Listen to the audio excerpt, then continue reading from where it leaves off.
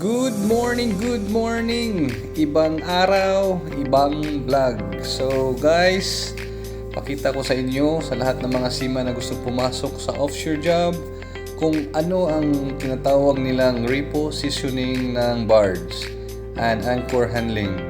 So tara, puntahan natin yung tropa. Only Ocean Mantra for anchor handling? Yeah, Oh, you told me Maharani. nearby Maharani. Oh, near. I was wrong. No problem. You are captain, so you are always right. No. This is my ship. Yeah, this is you are captain, this is your ship. I know, and that's why we come full creepy. Sila yung nagtrabaho dito, sila yung nag-hire sa amin, mga Indiano. Ang pangalan ng kanilang company is Aptun. So, yun na.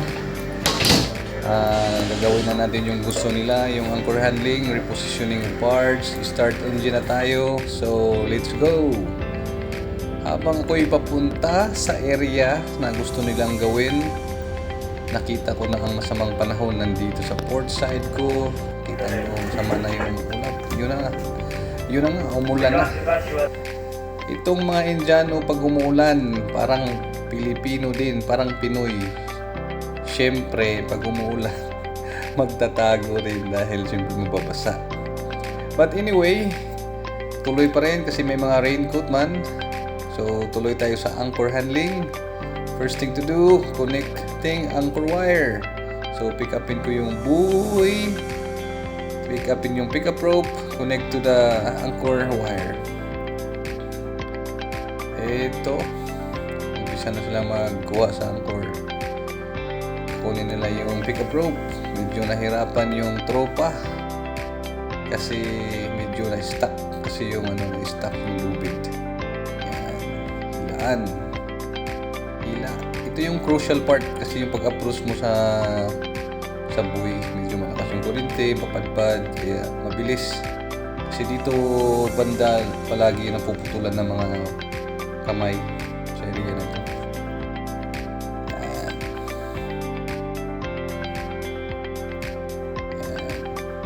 Ilagay nila doon sa ancla. So, hirap namin. Ito na yung So, ginawa ko kasi nabuhol-buhol yung yung lubid, pickup rope. So, nag-kick ahead. Maayos man lang yung wire saka yung lubid. Yun, tubisa na.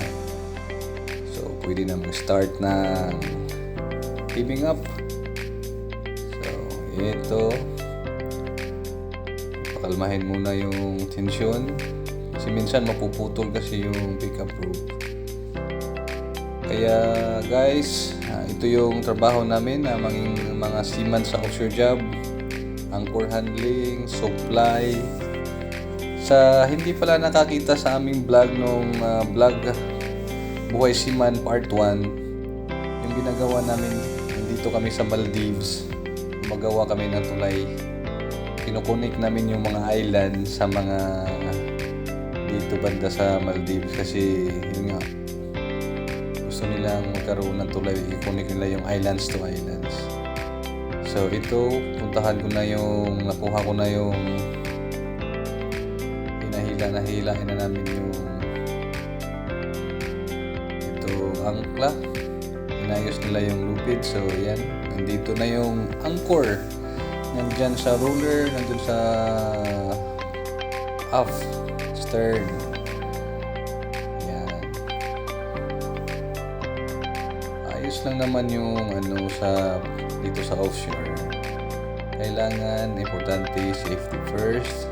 Hindi naman nagkakaiba dun sa sailing ships. Safety first talaga lahat naman. Kahit saan may disgrasya. So ingat lang na walang mayayari para kasi maraming nag-aantay sa Pilipinas, anak, asawa, kapatid, siyempre yung mga magulang natin, gusto nila talaga uuwi tayo walang disgrasya. So laging manalangin, laging maingat, focus sa trabaho. Ito, ibibigay na namin yung angkla sa barge kasi i-reposition nga ito.